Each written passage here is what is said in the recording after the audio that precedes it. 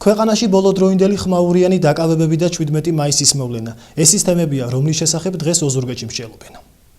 ბოლო დღეების მანძილზე ქვეყანაში რამდენიმე მნიშვნელოვანი მოვლენა მოხდა. ბოლო ტოპ-ნიუსი ნაციონალური მოძრაობის გენერალური მდივნის ვანო მერაბიშვილისა და კახეთის გუბერნატორის ზურაბ ჭიებერაშვილის დაკავება იყო. მომხდარს ოზურგეთელები არაერთგვარად უნდა დაფასებენ.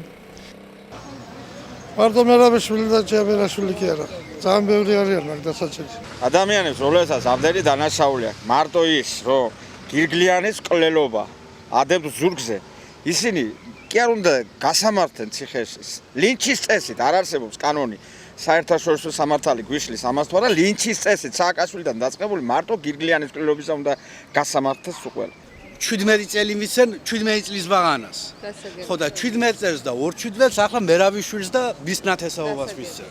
ჩემის აზრით, როცა ყველა მიცის ყველაფერი და როცა ვამბობთ რომ 9 წლის განმავლობაში ეს ხალხი ანგრევდა ქვეყანას და ჯერჯერობით არავინ არ არის დასჯილი, ვიღაცამ ყველაფერი იმ უბედურებისთვის, რაც ამ 9 წლის განმავლობაში ხდებოდა ამ ქვეყანაში, ვიღაცამ პასუხი ხო უნდა აგოს.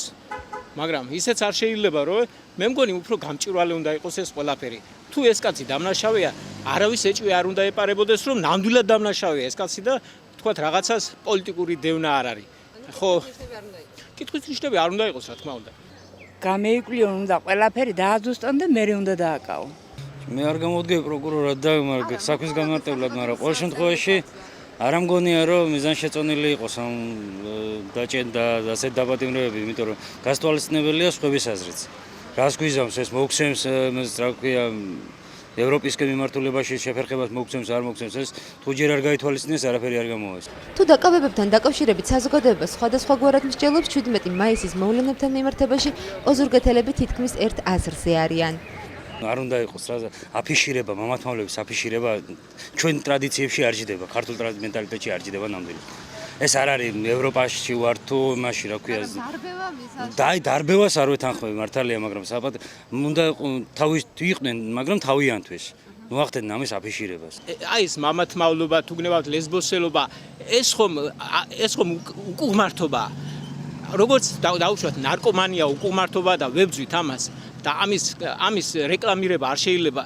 მე მგონი რახან ეს უკუღმართობა, ამის რეკლამირებაც კანონით უნდა იყოს აკრძალული რა. ვინც მონაწილეობდა 17 მაისის აქციაში, ხო, ნამდვილად ეს საღვთელოება იყო თუ ყველა იყო, მეც მის გვერდით უნდა ყოფილიყავი და ყველა ქართველი უნდა ედგეს მის გვერდით, რომ ასეთი ხალხი, რომლებიც იქ იყო შეკრებილი, მათ არათუ იქ საჯაროდ გამევიდნენ და ათქვან რამე, არამედ საერთოდ საზოგადოებაში არ უნდა მიცეთ შესაძლებლობა, რომ ასეთმა ხალხმა იარსებოს. სიტუაცია ქვეყანაში ძალიან დინამიურად იცვლება.